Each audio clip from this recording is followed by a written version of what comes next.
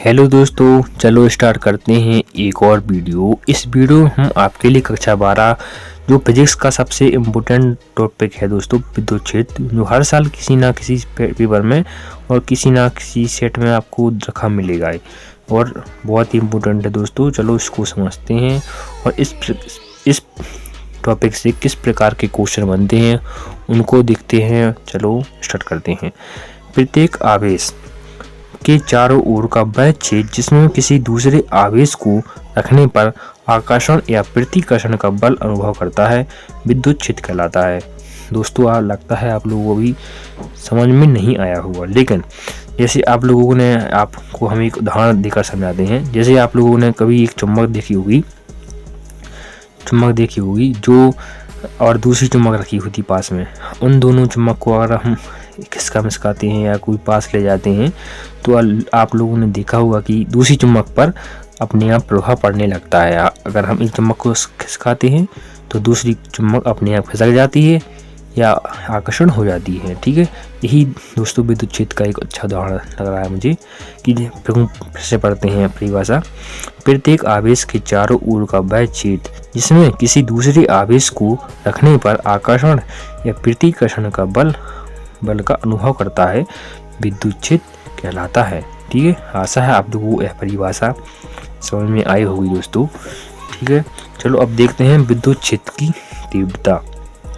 विद्युत क्षेत्र के किसी बिंदु पर प्रति एकांक परीक्षण धनावेश पर लगने वाले कुल बल को विद्युत क्षेत्र की तीव्रता कहते हैं। कैसे दोस्तों, प्रश्न पढ़ते हैं।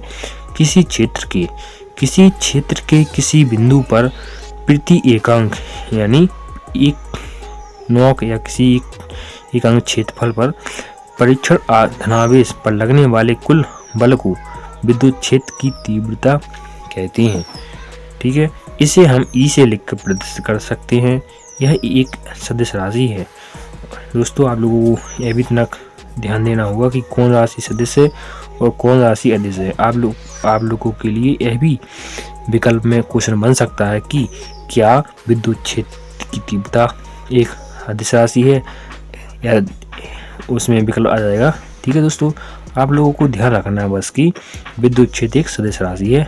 ठीक है, इसका मात्रक भी आपको ध्यान बहुत ही इम्पोर्टेंट है। इसका मात्रक है न्यूटन प्रति कूलम। इसकी विमा है ml a-1 t-3 है। ठीक है दोस्तों, और आप देखते हैं इसका सूत्र। विद्युत क्षेत्र की तीव्रता कह रहा है बल बटे परीक्षण आवेश। दोस्तों, आप किसी भी फॉर्मूला को देखकर उसकी परिभाषा को बना सकते हैं। कैसे बना सकते हैं कि अपन ने क्या फॉर्मूला इसका, बल बटे परीक्षण आवेश।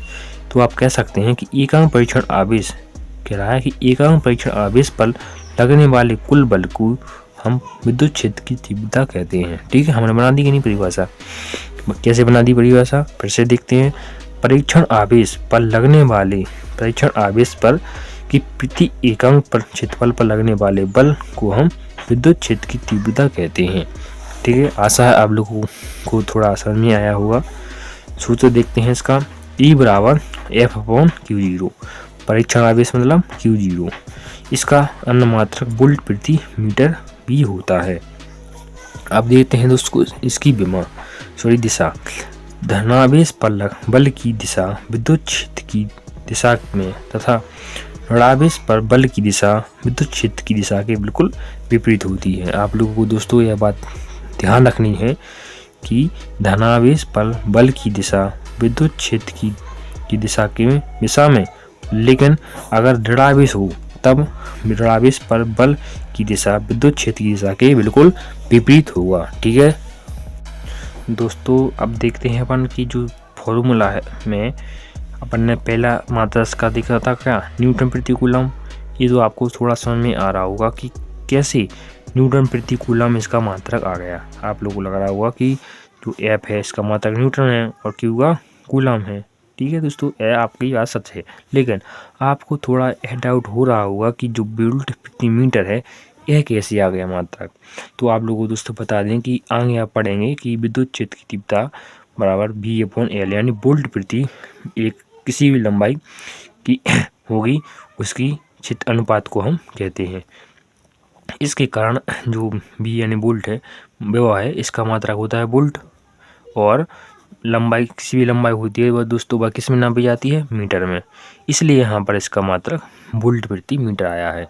ठीक है, आशा है आप लोगों को दोस्तों यह वीडियो पसंद आ रही होगी, और पसंद आए हुई तो लाइक करें, शेयर करें। धन्यवाद दोस्तों, मिलते हैं किसी और अन्य वीडियो में एक किसी अन्य टॉपिक के साथ।